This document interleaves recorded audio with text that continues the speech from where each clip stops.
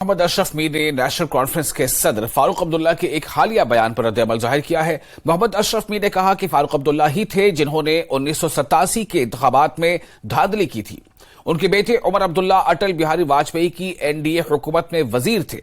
उन्होंने जम्मू कश्मीर के लोगों के जज्बात से खेला है। आज हम इंतशार से गुजर रहे हैं और ये सब अब्दुल्ला खानदान की वजह से है।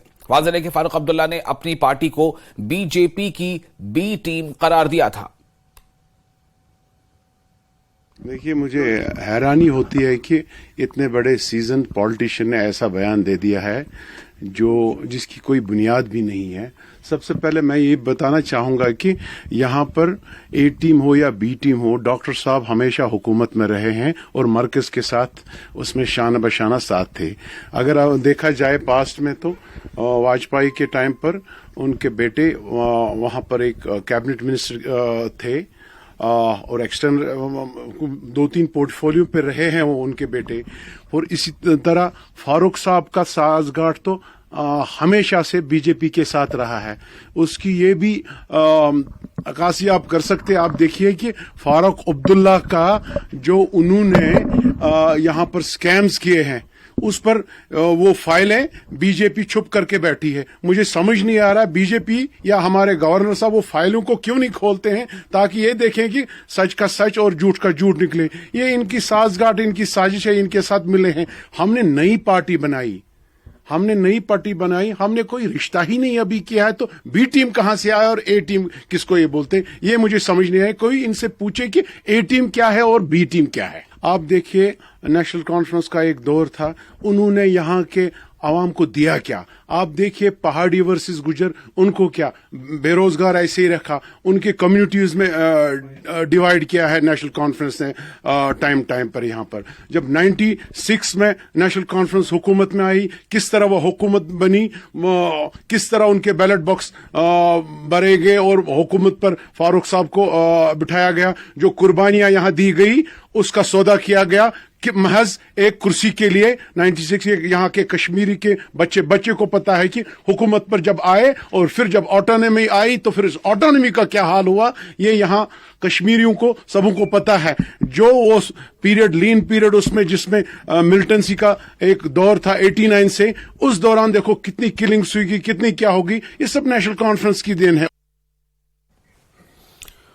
नेशनल कॉन्फ्रेंस के सदर फारूक अब्दुल्ला ने डेमोक्रेटिक प्रोग्रेसिव आजाद पार्टी को भी बीजेपी की बी पार्टी यानी बी टीम करार दिया था।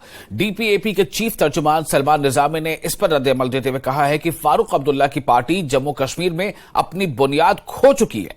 उन्होंने सवाल किया कि जब जमीन की बेदखली हुई तो वो कहां थे। सलमान निजामी ने कहा कि हमें 2010 में होने वाले कत्ले आम को नहीं भूलना चाहिए जब उमर अब्दुल्ला और वजीर आला थे उस वक्त। और निजामी ने कहा कि नेशनल कॉन्फ्रेंस के लीडर खुफिया तौर पर बीजेपी लीडरों से मुलाकात करते रहे। और कुछ कहा है, आपको सुनाते।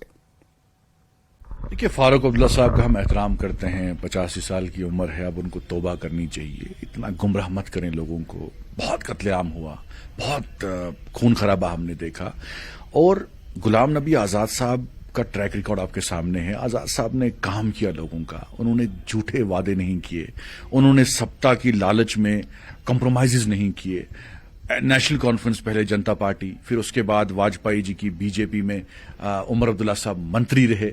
और उस वक्त जो है सैफुद्दीन सोज साहब ने जुर्रत का काम किया कि बीजेपी की सरकार गिराई, लेकिन नेशनल कॉन्फ्रेंस के जितने भी 3 एमपी थे उन्होंने बीजेपी को वोट डाला।